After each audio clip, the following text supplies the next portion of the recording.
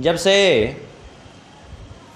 ये वृक्षों के गिरने की घटना हुई थी तब से गोपगण बड़े व्यथित थे और इन्होंने सबने निश्चय किया कि अब यहाँ से हमें गोकुल से छोड़ करके कहीं अन्यत्र जाके बस जाना चाहिए, क्योंकि यहाँ बहुत उत्पात हो रहे हैं। बार बार श्री कृष्ण पर संकट आता है, यदि इनको कुछ हो गया तो हम लोग यहाँ रह करके भी क्या करेंगे। तो उपनंद जी ने कहा हमने एक ठिकाना ढूंढ लिया है, वो ठिकाना है वृंदावन, बहुत सुंदर उत्तम स्थान है। सब ने स्वीकार कर लिया और सब ने अपने अपने सकटों पर अपनी वस्तुएं लाद करके बालकों को स्त्रियों को सकटों पर बैठा दिया।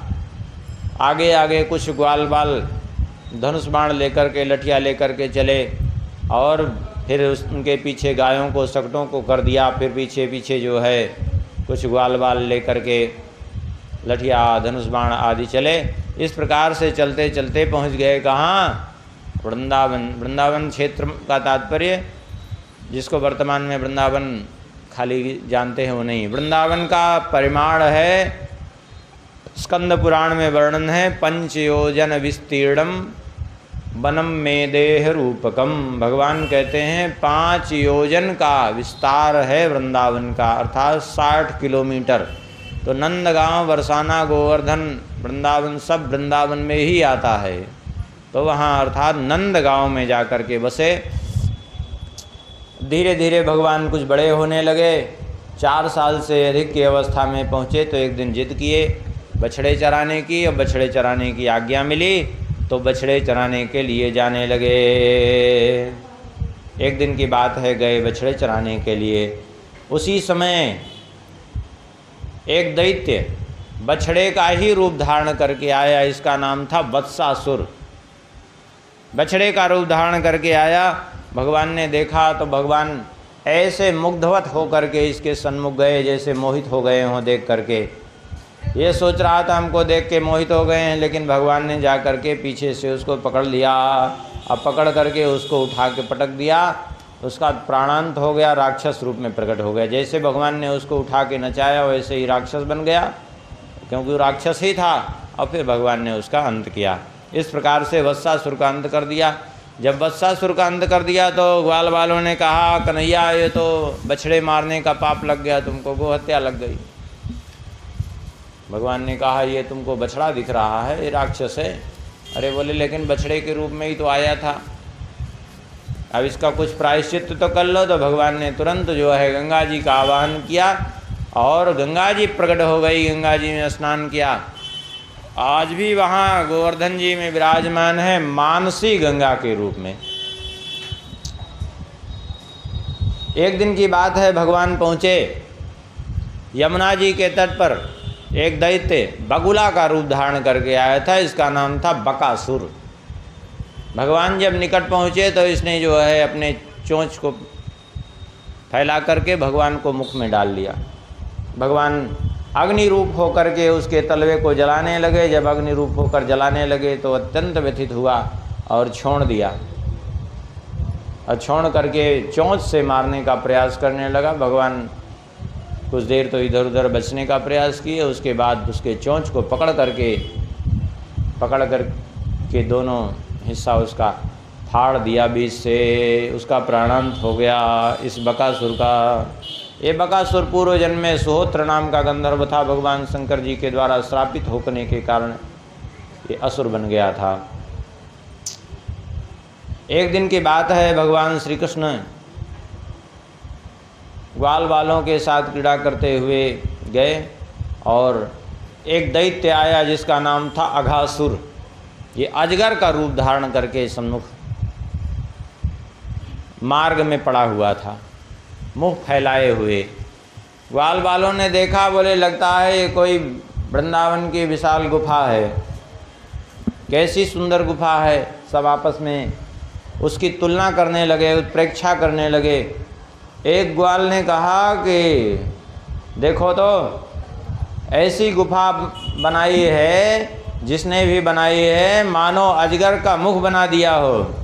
भला बताओ तो ऐसा लगता है जैसे अजगर मुख फैलाए बैठा हो। तो दूसरे ने कहा कि बिल्कुल ठीक कह रहे हो, और तो देखो सूर्य की किरणों से कि पढ़ने से इसका होठ भी नीचे का ऊपर का अजगर ही जैसा दिख रहा है। तो तीसरे ने कहा कि होठ ही क्यों, आगे जो सड़क बनाई गई है वो भी अजगर के जीभ जैसी लाल लाल दिख रही है। चौथे ने कहा बिल्कुल ठीक कह रहे हो तुम, अरे इसके जो जबड़े हैं वो भी तो अजगर ही जैसे दिख रहे हैं। इस प्रकार से आपस में बातचीत करने लगे। तो एक ग्वाल ने कहा कि सब कुछ तो है ही है, इसके भीतर से जो वायु निकल रही है वो भी इतनी गरम गरम है जैसे श्वास चल रही हो, श्वास के समान प्रतीत हो रही है। लेकिन ये वायु गर्म कहाँ से आ रही है? तो एक ग्वाल ने कहा लगता है विशाल गुफा है, इसके भीतर जंगल होगा, जंगल में लगता है आग लग गई है, वहीं से वायु आ रही है। दूसरे ने कहा वायु ही केवल नहीं आ रही, दुर्गंध भी तो आ रही है। बोले दुर्गंध हो सकता है कि वहाँ कोई जीव जंतु हों जो जल रहे हों, उनकी दुर्गंध आ रही हो, क्यों ना हम लोग सहायता के लिए चलें। देखिए हैं छोटे छोटे ग्वाल बाल, लेकिन परोपकार की भावना कैसी इनकी भरी हुई है। एक ग्वाल ने कहा कि जो है कदाचित ये सही सही अजगर ही हुआ तो हम लोग इसके मुंह में प्रवेश करें तो समस्या न बने। तो दूसरे ने कहा कि अरे समस्या किस बात की, यदि ये सही अजगर हुआ, कोई राक्षस भी हुआ तो भी कन्हैया साथ में है, तो चिंता करने की ज़रूरत ही क्या। कह करके बछड़ों को लेकर के सब अंदर प्रवेश कर गए। अब जब बछड़ों को लेकर अंदर प्रवेश कर गए तब तो जो है भगवान ने देखा कि ये तो हमारे भरोसे सब अंदर चले गए। लेकिन अभी उसने मुख नहीं बंद किया था, भगवान श्री कृष्ण की प्रतीक्षा कर रहा था। भगवान स्वयं अंदर गए हैं। जब अंदर गए तो उसने अपना मुख बंद कर लिया। देवता ऊपर से देख रहे थे, हाहाकार मच गई देवताओं में। तब तक भगवान ने अपने शरीर को इतना लंबा किया कि उसका गला अवरुद्ध हो गया, छटपटाने लगा, श्वास प्रश्वास अवरुद्ध हो गई, अत्यंत व्यथित हो गया। और भगवान ने उसका मुख फाड़ दिया। मुख फाड़ करके सारे ग्वाल बालों को निकाल करके बाहर कर दिया। भगवान बाहर आ गए। सारे ग्वाल बाल बछड़े सब मृत्यु को प्राप्त हो चुके थे। भगवान बाहर आए तो उसकी दिव्य ज्योति निकल करके भगवान में विलीन हो गई। तो भगवान ने सारे ग्वाल बालों को, बछड़ों को पुनर्जीवित कर दिया। इस प्रकार से जो है उसका प्राणांत किया। ये देख करके ब्रह्मा जी भी आए थे, उनको भी आश्चर्य हुआ। ब्रह्मा जी ने सोचा चलो आए हैं तो कुछ और लीला देख लेते हैं। हुआ ये कि ब्रह्मा जी लीला देखने के चक्कर में थोड़ी देर रुके रहे। इधर हुआ भगवान जा कर के ग्वाल बालों के साथ बछड़ों को छोड़ दिया और बैठ गए भोजन करने के लिए। जब भोजन करने के लिए बैठ गए तब तो चारों ओर से ग्वाल बाल घेर करके बैठे हैं। सभी ग्वाल बालों को यही प्रतीत हो रहा है कि श्री कृष्ण हमसे बिल्कुल निकट हैं, बिल्कुल हमारे सन्मुख ही बैठे हैं। भगवान के लिए कोई आश्चर्य नहीं है। जैसे श्री राम जी मुनियों के समूह में बैठे तो मुनि समूह में बैठे सन्मुख सबकी, और मुनियों के समूह में बैठे हैं लेकिन सबकी ओर उनका मुख है। ऐसे ही दशा ग्वाल बालों की भी है। ग्वाल बालों को सबको अनुभव हो रहा है भगवान श्री कृष्ण हमारे सामने हैं, और सब ग्वाल बाल अपने भोजन में से निकाल करके देते हैं। कन्हैया देखो ये तुम्हारे लायक है, कन्हैया देखो ये तुम्हारे लायक है। अब भगवान प्रेम से ग्रहण कर रहे हैं। ये देख करके ब्रह्मा जी को मोह हो गया। ब्रह्मा जी ने कहा अरे एक ऐसा भगवान है जो ग्वाल बालों के साथ बैठ करके भोजन कर रहा है, ये तो सब झूठा हो रहा है इनका भोजन। अब ब्रह्मा जी को ऐसा मोह हुआ कि बस ब्रह्मा जी ने परीक्षा लेने के लिए बछड़ों को चुरा लिया। भगवान की लीला को देख करके अगर कोई मोह में पड़ता है, कोई अश्रद्धा करता है, तो ये माया फिर ऐसी उसकी दुर्दशा करती है कि पूछिए नहीं। तुरंत माया से ब्रह्मा जी मुग्ध हो गए और उन्होंने तुरंत बाल पहले बछड़ों को चुराया। बछड़ों को भगवान ढूंढने गए तो ग्वाल बालों को चुरा ले गए। भगवान ने आकर के देखा तो कोई वहाँ है ही नहीं है। भगवान समझ गए कि ये सब ब्रह्मा जी की लीला है। तो भगवान ने क्या किया, बोले जितने ग्वाल बाल जितने बछड़े उतने ही रूप धारण कर लिए और उसी के स्वरूप में हो गए।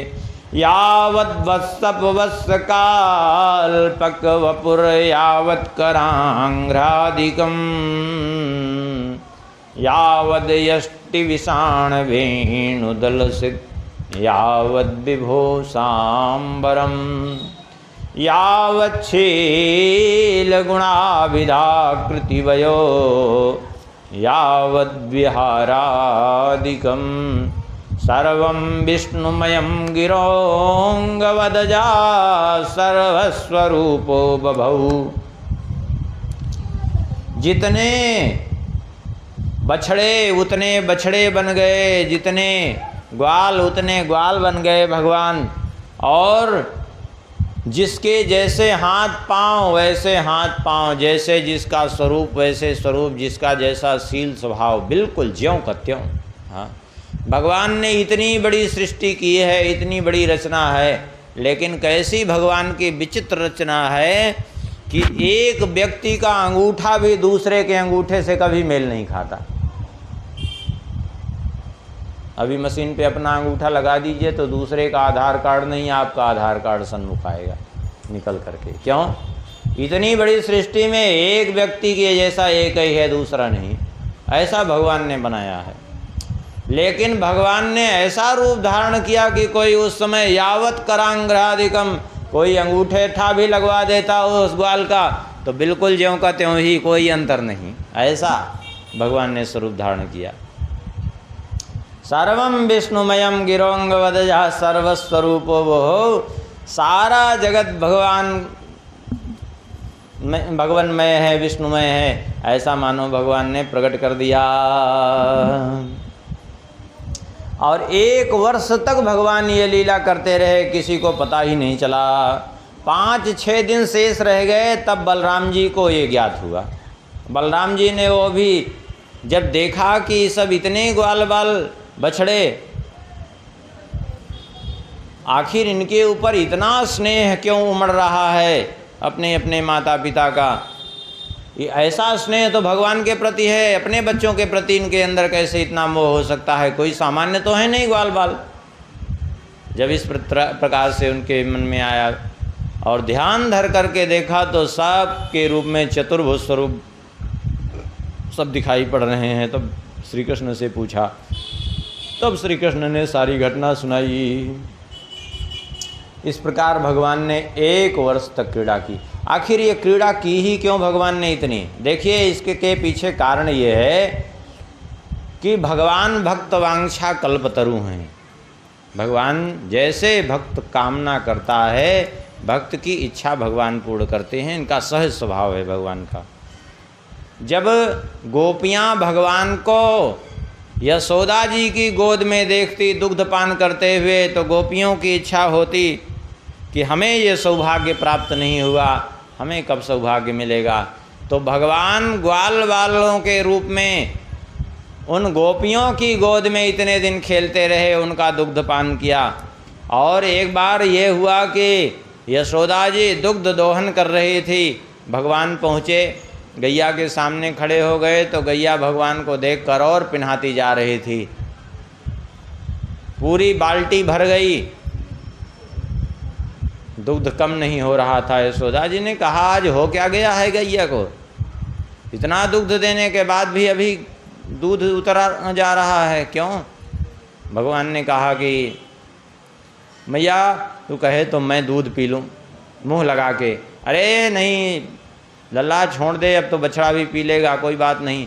अरे गैया मार देगी, लात मार देगी। तो बोले नहीं भैया, मुझको गैया बिल्कुल लात नहीं मारे। कह करके भगवान ने अपना मुख लगा करके दुग्धपान करना प्रारंभ किया।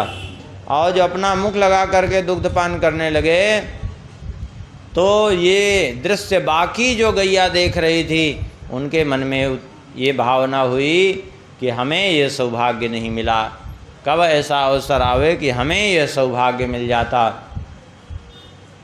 इस प्रकार से उन गैयों की जो इच्छा हुई, उनकी इच्छा पूर्ण करने के लिए भगवान ने बछड़े का रूप धारण करके उनकी भी इच्छा पूर्ण की। क्योंकि भगवान तो सबकी इच्छा पूर्ण करने वाले हैं। इस प्रकार 1 वर्ष क्रीड़ा करने के बाद ब्रह्मा जी आए देखने के लिए कि आखिर चल के देखें हो क्या रहा है। जब ब्रह्मा जी ने यहाँ देखा तो ब्रह्मा जी ने देखा कि सारे ग्वाल बाल बछड़े तो यहीं चर रहे हैं। ग्वाल बाल बैठे क्रीड़ा कर रहे हैं आपस में और बछड़े चर रहे हैं। बड़ा आश्चर्य हुआ, हम तो चुरा के ले गए थे। तो जो चुरा के ले गए थे जिनको, उनको जाके देखा तो वहाँ भी वो शयन कर रहे हैं। अब इन दोनों में कौन असली कौन नकली ब्रह्मा जी को स्वयं नहीं समझ आ रहा था। ब्रह्मा जी स्वयं मोहित हो गए, जबकि भगवान को मोहित करने के लिए आए थे। अंत में ब्रह्मा जी ने भगवान का स्मरण किया, प्रभु रक्षा करिए। तो फिर नेत्र खोल करके जब देखा तो सभी रूप में ग्वाल बाल बछड़े कोई नहीं, वहाँ सभी रूप में शंख चक्र गदा पद्म धारण किए हुए भगवान दिखाई पड़ रहे थे। ये देख करके ब्रह्मा जी समझ गए। अब ब्रह्मा जी हंस से अपने कूद करके चरणों में त्राहिमाम त्राहिमाम कह करके लेट गए और ब्रह्मा जी ने स्तुति करना प्रारंभ किया। नवमीड्यते भ्रवपुषे तडिदम्बराय गुंजावतंस परिपिक्षल सन्मुखाय वन्यस्रजे कवल्वेत्र विषाण वेणु लक्ष्मश्रिये मृदु पदे पशुपांगजाय। ब्रह्मा जी कहते हैं, हे पशुपांगजाय पशुपः नंदः तस्यांगः वसुदेवः तज्जातः श्री कृष्ण। अर्थात हे नंद के मित्र वसुदेव के पुत्र पशुपांगजाय। आपके सुंदर ये श्याम बपुष पर जो सुंदर सुनहले वर्ण का पीताम्बर सुशोभित हो रहा है, अद्भुत है इसकी कांति। और जो ये बनमाला, इसकी भी अद्भुत कांति है। हाथ में दही भात का कौर, श्रृंगी और बेड़ी। हे नाथ कृपा करिए हम पर। हम तो ये समझते हैं, अब आज ये बात समझ में हमको आ गई कि ये जो आपका दिव्य स्वरूप है, जिस स्वरूप से आप हमें दर्शन दे रहे हैं, अस्यापि देव वपुषो मदनुग्रहस्य स्वेच्छामयस्य न तु भूतमयस्य कोपि। ये आपका स्वेच्छामय देह है, पांच भौतिक देह नहीं है। हाँ, और हे नाथ, हम तो ये सोच रहे हैं कि जो आपकी भक्ति छोड़ करके, आपका भजन छोड़ करके, ज्ञाने प्रयास मुदपास्य नमन्त एव जीवंत सन्मुखरिताम भवदीय वार्ताम स्थाने स्थिता श्रुतिगताम तनुवांग मनोभिर ये प्रायसो जित जितोप्यसितैस्त्रिलोक्याम। जो आपकी भक्ति छोड़ करके ज्ञान के प्रयास में लगे हैं, उनका जीवन व्यर्थ है। इससे अच्छा तो उनका जीवन ठीक है जो जीवंति सन्मुखरिताम भवदीय वार्ताम, जो सत्पुरुषों के मुख से आपके कथामृत का निरंतर पान करते हुए आपके चिंतन में लगे हुए हैं, आपके भजन में लगे हुए हैं, उन्हीं का जीवन धन्य है। हे प्रभु, आज हमसे बड़ा अपराध हुआ है आपके प्रति, आप उसे क्षमा कर दीजिए। कैसे क्षमा करें? तो उदाहरण दे रहे हैं प्रभु। उच्छेपणम गर्भगतस्य पादयो किम कल्पते मातुरधोक्षजागसे किमस्ति नास्ति व्यपदेशभूषितं तवास्ति कुक्षे कियदप्यनन्तः। जैसे गर्भस्थ शिशु अपनी माता के उदर में हाथ पांव हिलाता है, हाथ पांव उछालता है, लेकिन माँ फिर भी जो है बच्चे के ऊपर कुपित नहीं होती। हाथ पांव हिलाने से माँ को पीड़ा होती है, बच्चा हिलता डुलता है, अंदर हाथ पांव इधर उधर करता है, तो स्वाभाविक है कि अंदर जब करता है तो गर्भ में रहने के कारण माँ के उदर में पीड़ा होती है, माँ को कष्ट होता है। लेकिन फिर भी माँ अपने पुत्र से, अपनी संतान से उसका बदला नहीं लेती कि तुमने मेरे पैर में लात मारी है, तुमने मुझ पर प्रहार किया है, गर्भ में रह कर के कष्ट दिया है, उससे कोई बदला नहीं लेते, बल्कि अपना स्नेह ही उसके ऊपर उड़ेलती है। ऐसे ही हे प्रभु, हम भी तो आपके गर्भस्थ शिशु ही हैं, आपके ही उदर से हमारा भी जन्म हुआ है, तो हमसे जो अपराध हुआ उसको क्षमा कर दीजिए। हम तो यही आपसे प्रार्थना करेंगे। क्या बोले? तद भूरि भाग्यमी जन्म किमप्यटव्याम यद्गोकुले पिकतमांघ्रिरजोभिषेकम् यज्जीवितं तु निखिलं भगवान् मुकुंद स्वद्यापि यत्पदरजाश्रुतिमृग्यमेव। हम अपना परम सौभाग्य उसको मानेंगे यदि आप जो है इसी ब्रजमंडल में, इसी वृंदावन धाम में कहीं हमें भी किसी भी रूप में हमें रहने के लिए स्थान दे दें, किसी भी रूप में जन्म ही दे दें, हमें यहाँ रहने का सौभाग्य प्राप्त हो जाएगा किसी रूप में, तो हम इसे अपना सौभाग्य मानेंगे। क्यों? यहाँ रहने से फायदा क्या होगा? बोले यहाँ रहने से फायदा ये होगा कि यद गोकुले पिकतमांघ्रिरजोभिषेकम, यहाँ रहेंगे तो कभी न कभी आपकी और आपके प्राण प्यारे भक्तों की चरण धूलि हम पर पड़ ही जाएगी। गोप गणों की, गोपियों की चरण धूलि हम पर पड़ जाएगी, हमारा जीवन कृतार्थ हो जाएगा। और आपकी चरण धूलि जिसको श्रुतियाँ अनादिकाल से ढूंढ रही हैं, नहीं पाती हैं, अब वह चरण धूलि भी आपकी इस ब्रजमंडल में सहज भाव से प्राप्त है।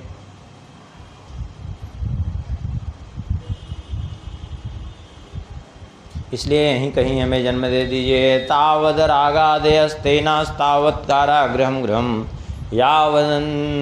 तावन् मोहंघ्रिनिगडो यावत् कृष्ण तेजना। ये राग आदि चोर कब तक हैं? तब जब तक भगवान का नहीं बना, तब तक ये घर कारागृह के समान हैं, और तब तक ही मोह की बेड़ियों में जीव जकड़ा हुआ है, जब तक वो भगवान का नहीं हो गया। भगवान की स्तुति 40 श्लोकों में ब्रह्मा जी ने की, लेकिन भगवान ने कुछ उत्तर नहीं दिया। परिक्रमा करके प्रणाम करके ब्रह्मा जी चले गए।